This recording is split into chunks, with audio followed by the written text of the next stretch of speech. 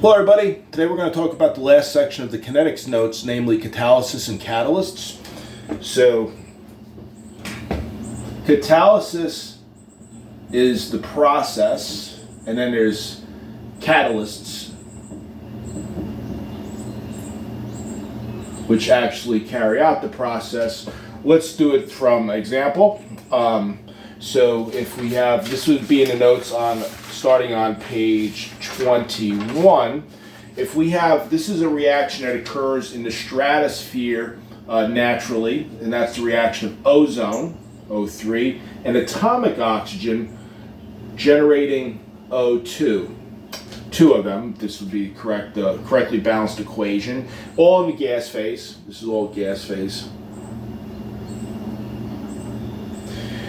So what happens is that due to atmospheric pollution from human sources, we have this will make this separate. I'll give you an example of a catalyzed reaction. We'll talk about what the catalyst is when we get done. Step one is the introduction of chlorine radical that reacts with ozone, forming ClO called chlorine monoxide. It's actually another radical, and O2. And then the next step we have ClO, the chlorine monoxide radical, reacting with atomic oxygen to give you Cl and O2. When you go through this, convince yourself when you add these steps together, steps 1 and step 2, that you come out with O3 plus O gives you 2O2. The same overall reaction, but just it's been broken into two steps. Now, let's take a look at this. Notice that ClO, the chlorine monoxide radical, is generated in one step. It's a product in one step, and then it's consumed or reacts in the next step. It cancels out both in reality and mathematically when we add the equations together. That's ClO is an example of an intermediate or a reaction intermediate. Same thing. Conversely, of interest here really is the chlorine radical, which again would be associated with pollution, unfortunately. And what happens here is that this is actually at the beginning of the reaction, it's there, right? It's an initial reactant, and it's reformed at the end. It's there at the beginning and the end. And so although it doesn't appear in the equation, it mathematically cancels out, it's still physically in the system at the beginning and at the end. The chlorine is the example of the catalyst. And this is what we would call catalyzed destruction of ozone in the stratosphere. It's one of the reasons that, for example, we don't allow certain chemicals like Freon to be used anymore, because they would transport these chemicals up into the upper atmosphere. And often this would occur on stratospheric ice clouds in and about them, and so this became this led to the formation of the ozone hole, because it had a much quicker rate of ozone destruction than occurred naturally. Catalysts speed up reactions. They do not change the thermodynamics of reactions. So let's draw diagrammically what's going on here. This would be on page 22 of the notes. So we have a process, and I'm just making sure you can see it here, where we have potential energy, and we have reaction progress, meaning how the reaction moves along in terms of formation of products and so forth. And so for the uncatalyzed reaction, you'll see here, I'll try to use the same colors they have in the notes. We have in red the uncatalyzed reaction. And so we have, I'll put the symbols, the writing in black for better clarity. So we have over here, we have O3 and O. And over here we have our 2O2. And if we draw a little baseline along here, and the baseline where the products are, this would be delta H. And you should look at this. The energy of the reactants is higher than that of the products. So this is exothermic process. Most likely what's occurring is heat's being liberated. There's other ways of getting energy out, but that's the typical case we're going to focus on. So that's the uncatalyzed reaction. And you see here, and I'll put it in red because we'll have a lot more black on the inside. The distance between here and here, that will be your activation energy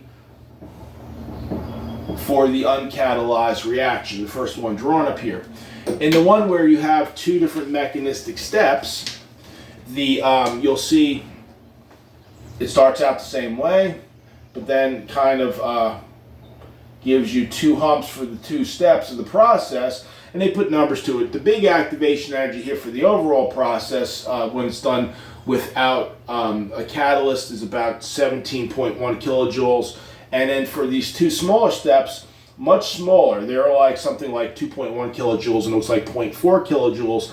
These are other activation energies, but they're associated with these activation energies associated with these two steps. And you can see they're much smaller. They've been broken apart. And so you can imagine that rolling over that hill, you'll have, when you try to roll over a big hill, it's kind of the chance of rolling on back down is a lot more than if you're trying to roll over a couple small hills. So that's a good way of conceptually thinking about it.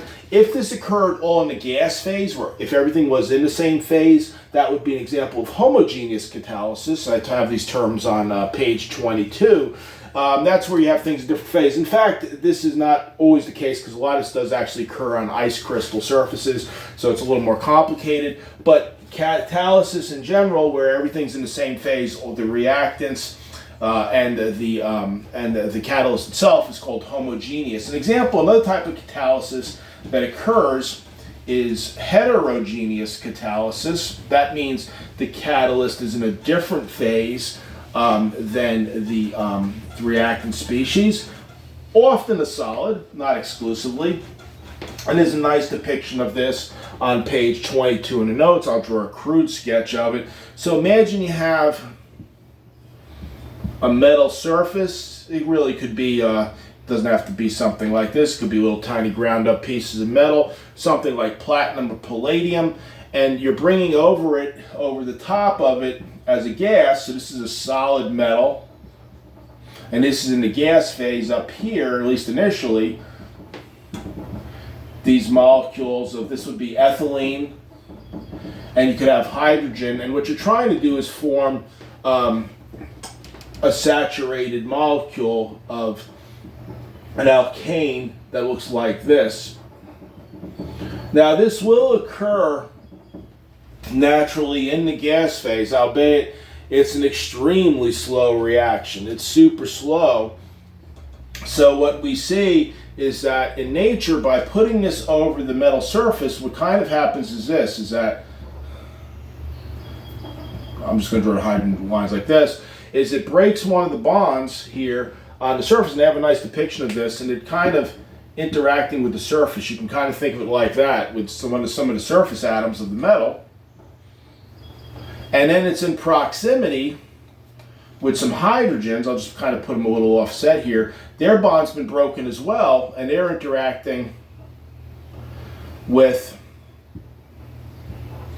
the metal atoms like palladium or platinum, what have you, in proximity to them. And so what happens is this lends for this bond that's either been broken or partially broken.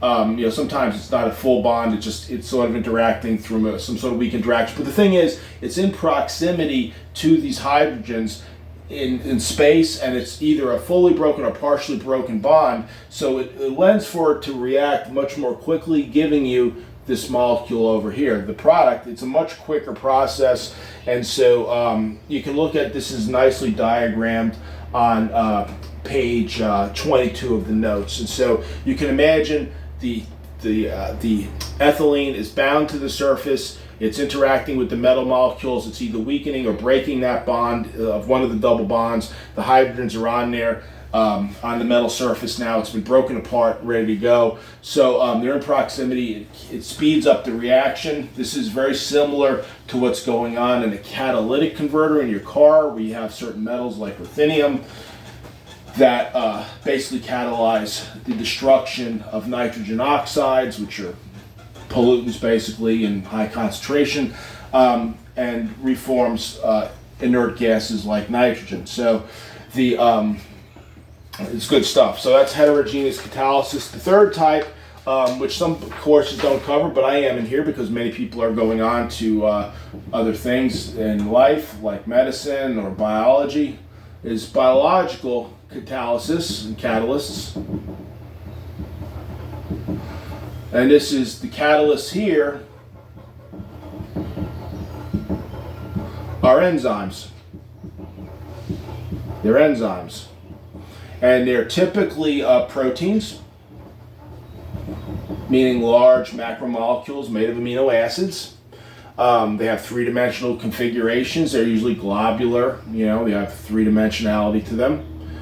And to a lesser extent, RNA-based. There is an important subclass that's actually RNA-based. And so the basic idea of it, I want to use the whole board for this to get a nice big picture. There'll be a much better depiction of this on page 23, but it's nice to sometimes talk as you're drawing a diagram. And this is going to be a very oversimplified idea. Let's say I have a substrate. That's just a small molecule of interest. It could be a sugar, or it could be an amino acid itself, or something small, a fatty acid, and it's going to some type of product that's perhaps important for metabolism.